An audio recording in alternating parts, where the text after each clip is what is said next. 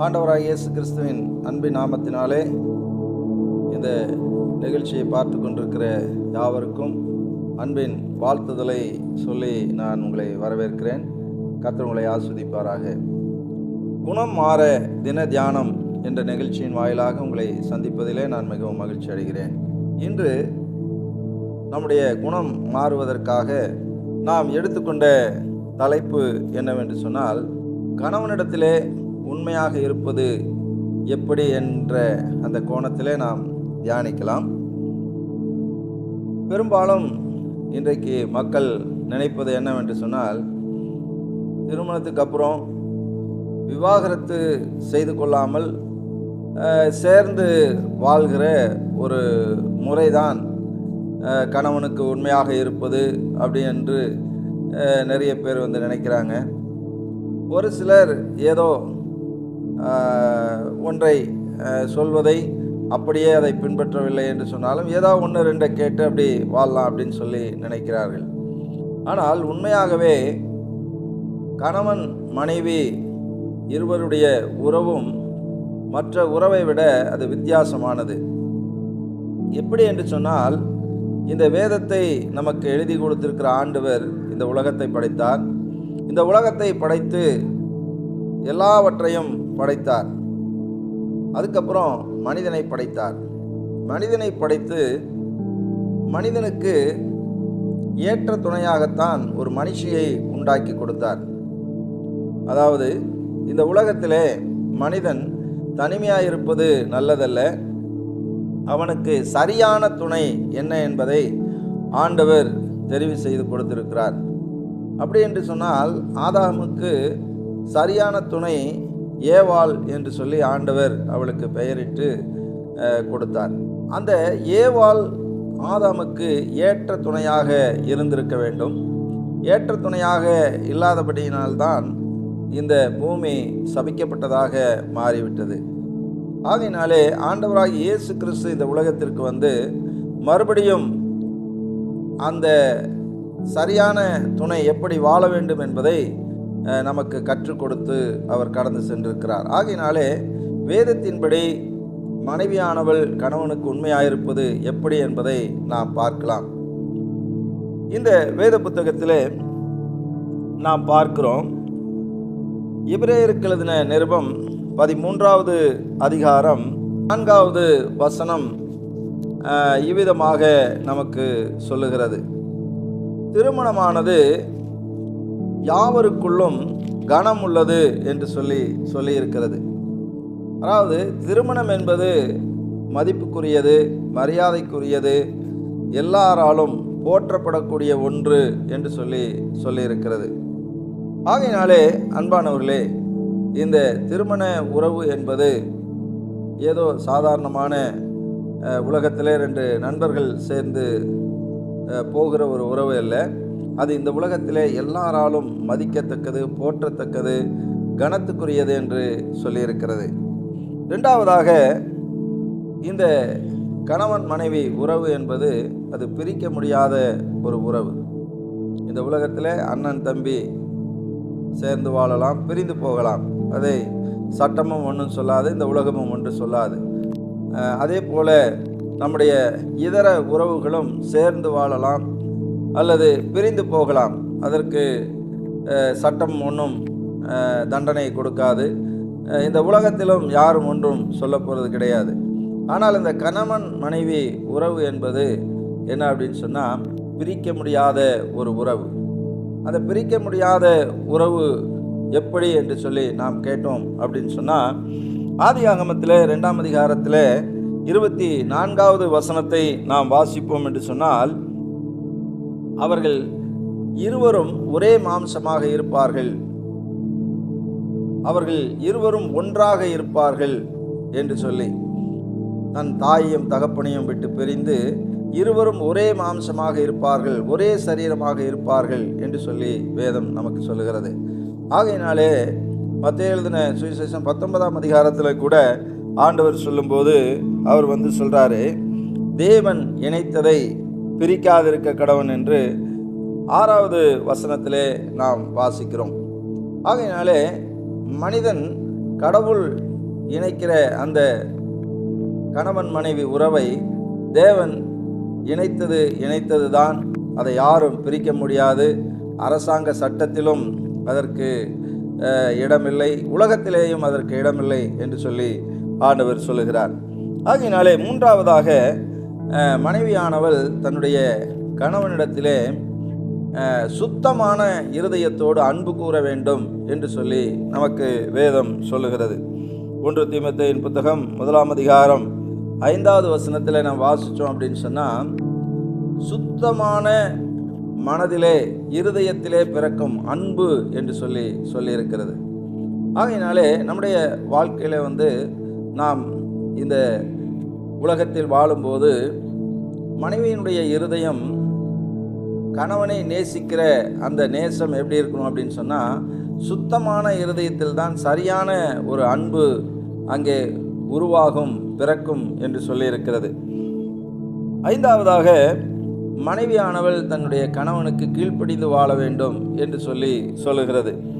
எபேசியர் நிருபத்தில் 5ஆம் அதிகாரம் 23வது வசனத்தை நாம் வாசிப்போம் என்று சொன்னால், அங்கே மனைவியானவள் கடவுளுக்கு கீழ்ப்படுகிறது போல தன்னுடைய கணவனுக்கு கீழ்ப்படிய வேண்டும் எல்லா காரியத்திலேயும் என்று சொல்லியிருக்கிறது. ஆகையினாலே மனைவியானவள் தன்னுடைய கணவனுக்கு நிபந்தனை இல்லாமல், அதாவது எல்லா காரியத்திலேயும் சொன்னால் நிபந்தனை இல்லாமல் அவள் கீழ்ப்படிய வேண்டும் என்று சொல்லியிருக்கிறது. 6ஆவதாக மனைவியானவள் தன்னுடைய கணவனுக்கு பேச்சிலே உண்மையாக இருக்க வேண்டும் என்று வேதவசனம் நமக்கு சொல்லுகிறது. எபேசியர் நிருபத்திலே 4ஆம் அதிகாரம் 29வது வசனத்திலே நாம் வாசித்தோம் என்று சொன்னால், உங்கள் வாயிலிருந்து கெட்ட வார்த்தை ஒன்றும் புறப்பட வேண்டாம், பக்தி விருத்திக்கு ஏதுவான வார்த்தை உண்டானால் நீங்கள் அதை பேசலாம் என்று மனைவியானவள் தன்னுடைய கணவனிடத்திலே பேசும்போது அந்த பேச்சு எப்படி இருக்கணும் அப்படின்னு சொன்னால், அந்த கணவனுக்கு பக்தியை உண்டாக்குகிறதாக இருக்க வேண்டும், சங்கடத்தை உண்டாக்குகிறதாக இருக்கக்கூடாது, நோகடிக்கிற வார்த்தையாக இருக்கக்கூடாது. ஆகையினாலே அந்த வார்த்தை எப்படி இருக்கணும் அப்படின்னு சொன்னால், கனம் பண்ணுகிற, மதிக்கிற, மரியாதை கொடுக்கிற ஒரு வார்த்தையாக இருக்க வேண்டும் என்று சொல்லியிருக்கிறது. 1 பேதுரு 3ஆம் அதிகாரத்தில் கூட 6ஆம் வசனத்திலே நாம் வாசிப்போம் என்று சொன்னால், இந்த உலகத்தினுடைய மனித வர்க்கத்தினுடைய தாயாக விளங்குகிற சாராள் ஆண்டவனே என்று அவர்கள் தன்னுடைய கணவனை அழைத்தார்கள், எண்ணினார்கள் என்று நாம் பார்க்கிறோம். 7ஆவதாக மனைவியானவள் தன்னுடைய செய்கையிலே அவள் வெளிப்படையாக இருக்க வேண்டும் என்று வேதம் நமக்கு சொல்லுகிறது. நீதிமொழியின் புத்தகத்தில் 31ஆம் அதிகாரத்தில் நாம் வாசிப்போம் என்று சொன்னால், அங்கே தன்னுடைய கணவனுக்கு அவள் தீமையை அல்ல நன்மையையே செய்கிறாள் என்று 12வது வசனம் சொல்லுகிறது. ஆகையினாலே எக்காலத்திலும், எந்த சூழ்நிலையிலும், எந்த சந்தர்ப்பத்திலும் மனைவியானவள் உண்மையாக இருக்க வேண்டும் என்று சொன்னால், தன்னுடைய கணவனுக்கு தீங்கு செய்யக்கூடாது, நன்மையை மாத்திரமே செய்ய வேண்டும் என்று நமக்கு வேதம் சொல்லுகிறது. ஆகையினாலே அன்பானவர்களே, நம்முடைய வாழ்க்கையிலே நாம் வாழும்போது கணவனிடத்திலே உள்ளதை உள்ளதென்றும் இல்லதை இல்லதென்றும் சொல்ல வேண்டும் என்று மத்தேயு 5ஆம் அதிகாரம் 37வது வசனத்திலே சொல்லப்பட்டிருக்கிறது. அதே நீதிமொழியின் புத்தகம் 31வது அதிகாரத்திலே அவளுடைய வேலைகள் வெளிப்படை தன்மையாக இருந்தது, தன்னுடைய பிள்ளைகளெல்லாம் அவளை வாழ்த்தினார்கள், கணவனும் வாழ்த்தினான் என்று 31ஆம் அதிகாரம் 28வது வசனத்திலே சொல்லப்பட்டிருக்கிறது. ஆகையினாலே செய்கையிலே வெளிப்படையாக அந்த குணசாலியான ஸ்திரீ இருந்தபடியினால்தான் பிள்ளைகளும் வாழ்த்துகிறார்கள், கணவனும் வாழ்த்துகிறான் என்று சொல்லியிருக்கிறது. 8ஆவதாக இச்சையடக்கம் உள்ளவளாக அவள் வாழ வேண்டும் என்று வேதம் நமக்கு சொல்லுகிறது. நீதிமொழியின் புத்தகத்திலே 25ஆம் அதிகாரம் 8வது வசனத்தை நாம் வாசிக்கும் போது, நாம் தன் ஆவியை அடக்காத மனிதன் மதிலிடிந்த பாலான பட்டணம் போல இருக்கிறான் என்று சொல்லியிருக்கிறது. எக்காரணத்தை கொண்டும் தன் மனதில் வந்ததையெல்லாம் பேசக்கூடாது. வேதம் சொல்லுகிறது, மூடன் தன் உள்ளத்தில் உள்ளதையெல்லாம் வெளிப்படுத்துகிறான் என்று சொல்லி. ஆகையினாலே மனதிலே தோன்றுகிறதையெல்லாம் பேசாமல் மனதை அடக்க வேண்டும், ஆசையை அடக்க வேண்டும். இச்சை அடக்கம் என்று சொன்னால் ஆசையை அடக்க வேண்டும். தனக்கு சொல்ல வேண்டும் என்கிற விருப்பம் இருக்கிறது, ஆனால் அதை நேரம் பார்த்து சொல்ல வேண்டும். இதை செய்ய வேண்டும் என்கிற விருப்பம் இருக்கிறது, அது சரியான நேரத்திலே சந்தர்ப்பம் வரும்போது செய்ய வேண்டும். எப்படி வேணாலும் எந்த நேரத்தில் வேணாலும் மனதிலே தோன்றும் போதெல்லாம் அதை செய்யலாம், பேசலாம், நடக்கலாம் என்கிற அந்த எண்ணத்தை விட்டுவிட்டு இச்சை அடக்கம் உள்ளவர்களாக, அதற்காக சமயத்திற்காக, நேரத்திற்காக, நாளுக்காக, வாய்ப்புக்காக நாம் காத்திருக்க வேண்டும். அதுதான் இச்சையடக்கம் என்று சொல்லியிருக்கிறது. ஆகையினாலே ரோமர் 12ஆம் அதிகாரம் நாம் 1வது வசனத்திலே வாசிப்போம் என்று சொன்னால், நாம் எதை செய்தாலும் எதை பேசினாலும் ஆண்டவருக்கு அதிலே விருப்பம் இருக்கிறதா, தேவனுடைய சித்தம் இருக்கிறதா, ஆண்டவர் அதை விரும்புகிறாரா, இது ஆண்டவருக்கு பிரியமாயிருக்குமா? எனக்கு விருப்பமாயிருக்கும், ஆனால் அது ஆண்டவருக்கு பிரியமாயிருந்தால் நிச்சயமாக அதை பேசலாம். ஆகையினாலே ஆண்டவருக்கு பிரியமில்லாத காரியங்களை அடங்கி வாழ்வதிலே உண்மையாக இருக்க வேண்டும். 1 கொரிந்தியர் நாம் 6ஆம் அதிகாரம் 12வது வசனத்திலே வாசிக்கும்போது பவுல் விதமாக சொல்லுகிறார், எல்லாவற்றையும் அனுபவிக்க எனக்கு அதிகாரம் உண்டு, ஆனால் எல்லாம் எனக்கு தகுதியாக இருக்காது அப்படின்னு சொல்லிட்டு சொல்கிறார். ஆகையினாலே எல்லாவற்றையும் மனைவிக்கு செய்வதற்கு அதிகாரம் இருக்கிறது, உரிமை இருக்கிறது, ஆனால் அது எல்லாமே தகுதியாக இராது என்று சொல்லி பவுல் சொல்லுகிறது போல நம்முடைய ஆசைகளை அடக்கி நாம் என்ன செய்ய வேண்டும், உரிமையை கூட விட்டு கொடுக்க வேண்டிய ஒரு சூழல் ஏற்படும். ஆகினாலே அன்பான தேவனுடைய ஜனங்களே, இன்றைக்கு கணவனுக்கு உண்மையாக இருப்பது என்றால் என்ன என்பதை நாம் பார்த்திருக்கிறோம். ஆகினாலே ஆண்டவர் காட்டின இந்த வழிகாட்டுதலின்படி வாழும்போது நிச்சயமாக அந்த குடும்பம் சொர்க்கமாக இருக்கும். முதலாவது நாம் கணவனுக்கு உண்மையாக இருக்க வேண்டும் என்று சொன்னால், முதலாவது நாம் பிரிக்க முடியாது, இந்த உறவை பிரிக்க முடியாது யாராலும் என்கிற எண்ணம் முதலாவது இருக்க வேண்டும். இரண்டாவதாக கணவனுடைய நம்பிக்கைக்கு பாத்திரமாக நடந்து கொள்ள வேண்டும். மூன்றாவது, நாம் சுத்தமான இருதயத்தோடு கணவனிடத்திலே அன்பு கூற வேண்டும். நான்காவதாக அவருக்கு கீழ்ப்படிந்து நடக்க வேண்டும். ஐந்தாவதாக பேச்சிலே கண்ணியமாக நாம் பேச வேண்டும். ஆறாவதாக செயல்களிலே வெளிப்படைத்தன்மையாக இருக்க வேண்டும். ஏழாவதாக இச்சையடக்கம் உள்ளவளாக இருக்க வேண்டும் என்று சொல்லி இங்கே நாம் பார்க்கிறோம். ஆகையினாலே ஜெபிப்போம். பரிசுத்தமுள்ள ஆண்டவரே, இந்த வேலைக்காக நாங்கள் நன்றி செலுத்துகிறோம். ஆண்டவரே, தேவரீர் கணவனுக்கு உண்மையாய் இருப்பது எப்படி என்ற அந்த கோணத்திலே நாங்கள் இப்பொழுது தியானித்திருக்கிறோம். கணவனுக்கு உண்மையாய் இருக்க வேண்டும் என்று சொன்னால், முதலாவது கணவனை விட்டு பிரிவதற்கு வேதமும் இடம் கொடுக்கவில்லை, அரசாங்கமும் இடம் கொடுக்கவில்லை, இந்த சமுதாயமும் இடம் கொடுக்கவில்லை.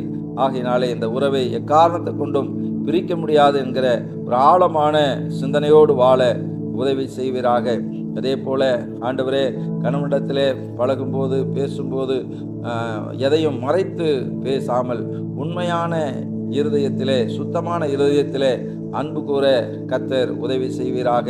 அதே போல ஆண்டவரே, செய்கிற செய்கைகளிலே வெளிப்படைத்தன்மையாக வாழ ஆண்டவர் நீர் உதவி செய்வீராக. அதே போல ஆண்டவரே, கர்த்தருக்கு கீழ்ப்படுகிறது போல என்னுடைய கணவனுக்கு கீழ்ப்படிந்து நடக்க கர்த்தராகிய தேவன் நீர் உதவி செய்வீராக. அதே போல ஆண்டவரே, தேவரீர் எந்த கோணத்திலும் எந்த சூழ்நிலையிலும் ஆண்டவரே கணவனுடைய நம்பிக்கைக்கு ஆண்டவரே பங்கமில்லாமல் வாழ அவர்கள் கற்றுக்கொள்ள நீர் உதவி செய்வீராக. இதையாக ஆண்டவரே, ஒவ்வொருவரும் இச்சையடக்கம் உள்ளவர்களாய் ஆண்டவரே உம்மீது நம்பிக்கை வைத்து உமக்காக உம்மை சார்ந்து வாழ கர்த்தர் உதவி செய்வீராக. தொடர்ந்து கர்த்தர் வழி நடத்தும். எல்லா தீமைக்கும் கர்த்தர் விலக்கி காரும். துதி கன மகிமையெல்லாம் உமக்கே செலுத்துகிறோம். இயேசுவின் நாமத்தில் ஜெபிக்கிறோம் பிதாவே. ஆமென், ஆமென். கர்த்தர் உங்களை ஆசீர்வதிப்பாராக. God bless you.